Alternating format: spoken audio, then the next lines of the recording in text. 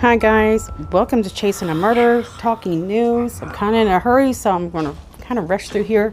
Please like and subscribe though, guys, so you don't forget. So right now, I've done so many videos in a small amount of time, so my mind might be scrambled a bit. So we're back on SUZANNE Morphew, the 49-year-old young lady that went missing in Colorado May 10th, Mother's Day. So right now there are tons and tons of rumors out there on this case, and I'm so scared to even put anything out there because there's so much speculation. In fact, we just busted somebody that was on Facebook pretending that they knew Barry, posting things on there, saying bad things about him, and come to find out had absolutely no contact with this family ever in his entire life. So you have to be careful who you talk to. But we do have some new information for you, and we're going to go ahead and go over it real quick. All right, so we're going to do a recap. So it's Mother's Day, May 10th, when most mothers are being pampered by their family and spouses. SUZANNE Morphew is home alone and supposedly went on a bike ride. Now, the area that she went on this bike ride, supposedly, this area is it's a rough area, guys. It's full of nature. It's big open spaces, including like nature trails, long nature trails. It's kind of, it also looks to me like it's a little bit isolated compared to where I live. Now, it's not that it's odd that SUZANNE went riding a bike. It's just odd now that we're kind of learning these new facts in the case, which I'm about to share with you. Before I go into that, you need to know that what we found out at the beginning of this is SUZANNE, she went biking alone and never returned home. And we heard that the neighbor called the police and let them know, they were concerned about her. So let's find out what they're saying now. So as of May 22nd, the information that I've acquired anyways, authorities are searching the residential property on the east side of Salida for the missing Chaffee County woman, which is SUZANNE Morphew. So according to Friday news release from the Chaffee County Sheriff's Office, the FBI and the Colorado Bureau of Investigation are part of this search, and the news release said that the property that they are searching right now, the owner of this property is not connected to Morphew's disappearance and is cooperating. So the owner is not connected to SUZANNE Morphew and they are cooperating, but we are kind of curious, what's going on here. What I'm hearing, and this is not fact, this is just stuff that's going around, that there's a possibility that this is close to the area where they found a few items, but I don't know. And that is because I'm finding out that they found new information that might have led them to that residence. So again, I don't know if I mentioned it because I'm in a hurry. This resident, see here, yeah, it's in Salida. And according to this article, it's based on information developed during the SUZANNE Morphew missing person case. And earlier this week, the sheriff's office said that investigators were taking control of Morphew's home. And they did that with a search warrant, of course, which is routine in a missing persons case. And investigators say that, any missing persons investigation, this is normal, and it starts at the homes and works its way outward in search for clues. Since this case has started, they've gotten about 200 tips. And so that's quite a few tips for such a small area. What's interesting to me is we haven't heard whether or not someone's seen her on a bike, which I'm leading up to shortly. Though SUZANNE is still missing, without a trace, family members are still hoping for the best, and one of them are her nephew, Trevor Noel. He described his aunt as beautiful, sweet, loving, a person who is loved by everybody in this town and community. I want to share this. Trevor has created an online Facebook page called find Suzanne Morphew. Please go to that page, especially if you're from that area. Help the family out. So Trevor said that he actually created that page in an effort to collect information that could aid in the search effort. So he also confirmed that earlier this week, Suzanne's husband Barry put up a $100,000 reward for her safe return with no questions asked. So Trevor told Dateline that the reward offered by his uncle has been matched by a family friend, so now totaling $200,000. That's a hefty reward, guys, and I'm wondering how they get that, because he's a landscaper, and we know he's a volunteer firefighter in the area. She was a teacher, and I'm hearing that in a past tense. Haven't had time to do an intense background check on these two yet, but then that's a lot of money. I think that's good, and I think a chunk like that could bring someone forward to, you know, speak up, and I guess that's why they're getting so many tips.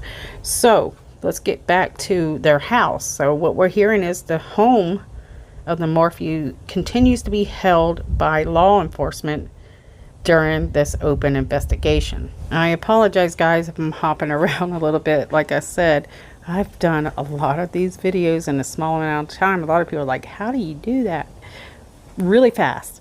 So on Thursday, it was reported that no one had actually seen Suzanne Morphew on her bike before she went missing. So that's very interesting. And I'm adding that this really kind of messes things up for the investigation, because you have this bike, you have an item that they found as if she's been out biking, but the problem is nobody witnessed this. And we all know there's only a few reasons if she wasn't biking and somebody was to set that up. Well, you know what I'm getting to. But there's nothing saying that she didn't either. So we're just kind of going with whatever, you know, investigators are letting us know at the moment. And most of all, we're just hoping, who cares? Is she okay? But one article that I found said her daughter's friend's mother claims, quote, nobody actually saw her on the bicycle, sadly, end quote. So you can find that on Crime Online.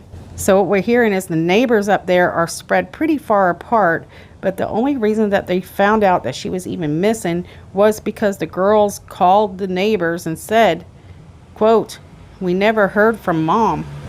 Can you go check on her? End quote, the friend said. So it says it's the friend's stepmother. And let me tell you guys, I've gone through many articles and they all kind of say something different, but it all kind of confirms that it has something to do with a resident that's nearby that found out that Suzanne Morphew most likely was missing. Having a hard time trying to get this video complete between phone calls, people. So for example, this article says, or other sources say, friends said that they asked the neighbor Jeanne Ritter, who was 70, to check up on Suzanne when they couldn't get a hold of her. And it was Ritter who later called the police to report her missing. So we do know that her husband Barry Morphew was out of town in Denver, 150 miles away. We learned that he was a landscaper. He was also a volunteer for the fire department, but had no reason as to why he wasn't there with his wife and she was alone for Mother's Day. And so this definitely sparks loads of speculation, and people find it odd that he wasn't with his wife on that holiday. And the fact of the matter is there's no explanation offered as far as I know anyways. And that just fuels the fire a little bit more. So, and especially if you keep up with these kind of stories, you're going to look to the spouse, right? Some sources say that her bike was recovered from a bridge that was close to her home, along with an additional personal item. Investigators have not revealed the nature of the personal item discovered. And many days later, we're at 8-9 days later, we still don't know anything about the condition of the bike.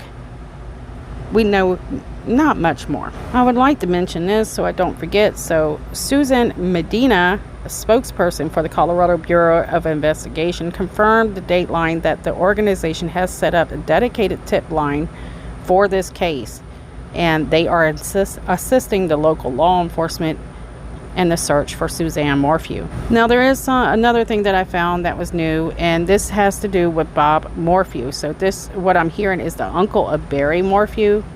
And I think, they are originally from Indiana, both Barry and SUZANNE. They just moved to Colorado just a few years ago. They had been running a nonprofit organization, which I can't go into right now.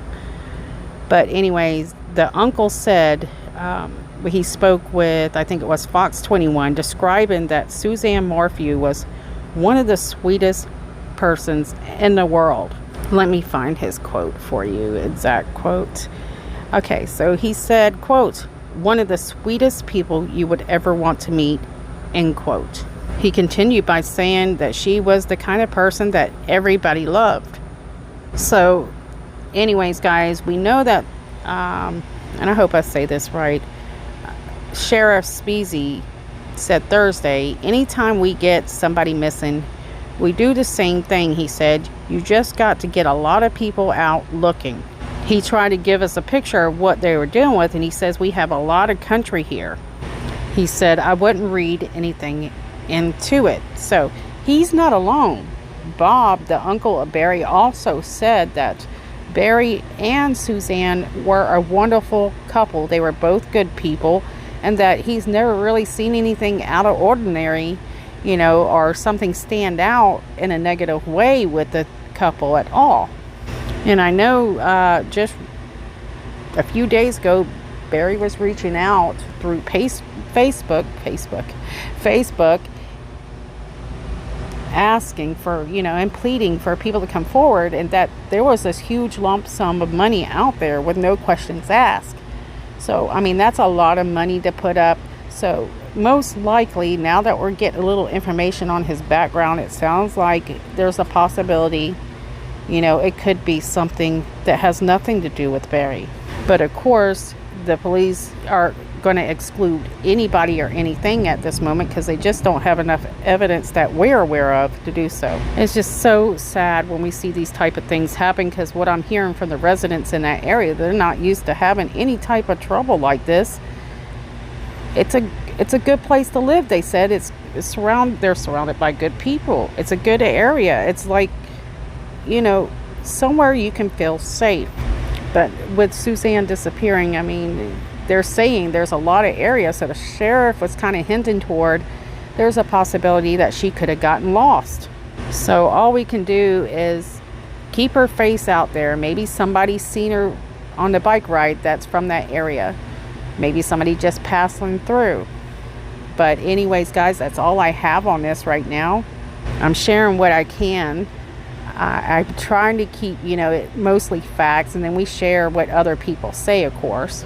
That's why it's called Talking News. But let's send the family, our support. Share this video, share her face, and just keep hoping, guys. It's still, I think we're still in a safe zone. I've seen, people disappear and be found later than 10 days. So anyways, guys, thank you so much for caring and watching, and I'll see you guys soon. Bye-bye.